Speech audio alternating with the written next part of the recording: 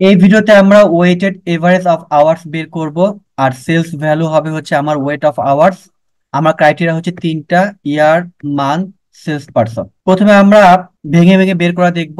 আমি সেলস ভ্যালুর সাথে মাল্টিপ্লাই করলাম হচ্ছে আমার আওয়ার্স ওয়ার্কিং। আমি ডাবল ক্লিক করে ফিল ডাউন করে দিলাম। এখানে আমি ইউজ করলাম হচ্ছে আমার সাব টোটাল ফাংশনটা। আমি যেহেতু যোগ করব, আমি 9 লিখবো, কমা, আর আমি এই রেঞ্জটাকে সিলেক্ট করে দিব, এন্টার দিয়ে দিব। এখানে আমার সেলস ভ্যালু চলে আসছে।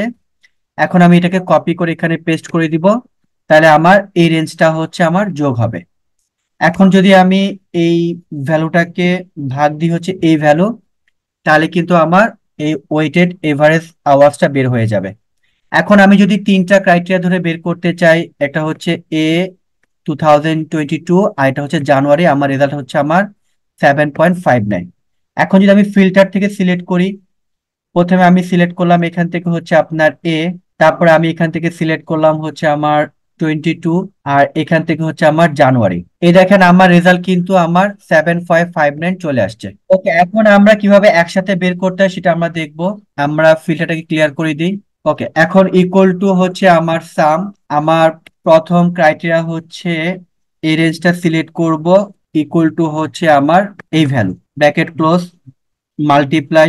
সেকেন্ড ক্রাইটেরিয়া রেঞ্জ হচ্ছে আমার এই রেঞ্জটাকে সিলেক্ট করব, ইকুয়াল টু হচ্ছে আমার এই ভ্যালু, তারপর আবার মাল্টিপ্লাই। আমি মান্থকে সিলেক্ট করব, ইকুয়াল টু হচ্ছে আমার এই মাসের ভ্যালু, তারপর হচ্ছে মাল্টিপ্লাই দিব হচ্ছে আপনার সেলস ভ্যালু, আবার মাল্টিপ্লাই দিব হচ্ছে আপনার এই আওয়ার্স ওয়ার্কিং। আমি এখন ব্র্যাকেট ক্লোজ করে দিব, এন্টার দিয়ে দিব। এখানে আমার টোটাল ভ্যালুটা চলে আসছে। এখন যদি আমি এটাকে কপি করে ফেলি, এতটুকু কপি, এটাকে ভাগ দিয়ে দিব আমি এটা দিয়ে। এখন যদি এন্টার দিই, দেখেন আমার 7.9 চলে আসছে।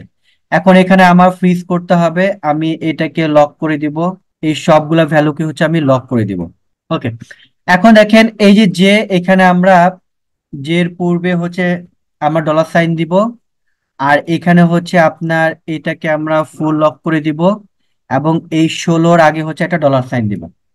ওকে, একইভাবে আমরা এই এর আগে একটা ডলার সাইন দিব, এখানে 16-র আগে একটা ডলার সাইন দিব, এটাকে ফুল লক করে দিব। আর আমরা এই 16-র আগে একটা ডলার সাইন দিব। এখন এন্টার দিয়ে দিলাম। এখন যদি আমরা টেনে দিই, এই দেখেন আমার রেজাল্ট চলে আসছে।